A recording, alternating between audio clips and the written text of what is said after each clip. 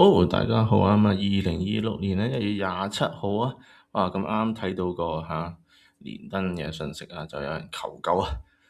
想問有冇人睇過呢個林日華律師啦，同埋謝宇夫醫生喎。咁佢咁樣嘅引述咁睇翻律師係咁嘅，咁啱啱開下車，話目測前方500米左右有個 P 牌仔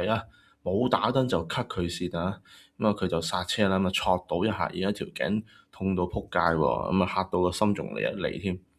聽講咧，林日華律師同埋呢個謝裕夫醫生咧，就處理呢啲咧 case 就幾好嘅。分分鐘痛到咁誇張幾個星期返唔到工喎。唔知可唔可以 cam 足咧？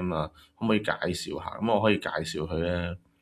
即係嗱，咁佢哋呢兩個咧即係林律師同謝醫生好有經驗㗎。咁而家官方數字大概三十幾單啦，最高可以 cam 到80萬嘅喎，係咯咁當然啦，minimum 我諗都十幾萬嘅，開天殺價落地還錢啦，信心保證做30單 case 喎，冇問題，係即係強烈建議如果邊個真係咁小心揸下車俾啲 P 牌仔嚇親或者咁啱有人cut 線嚇一嚇咁雖然撞唔到你，但係又挫親條頸或者條腰嘅話，你話咁一定要揾佢哋啦，一定係專業嘅咁可以睇翻佢哋個網站話呢個啦，林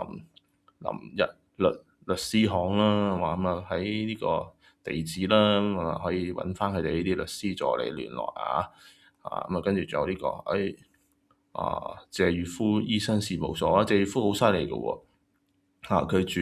佢主打醫性病同埋皮膚科，但係唔知可能即係耽誤咗佢啦。皮膚科其實同埋性病耽誤咗佢，其實佢嘅專長係幫人哋 cam 即係啲腰酸骨痛挫親條頸咁同埋啲咩精神傷害呢啲，佢呢方面先至其實係專家嚟嘅所以佢嗰啲皮膚病性病嗰啲評價好差反而呢啲就應該係比較嗰個即係品評個評價再高啲建議大家係有機會就係要幫襯一下啦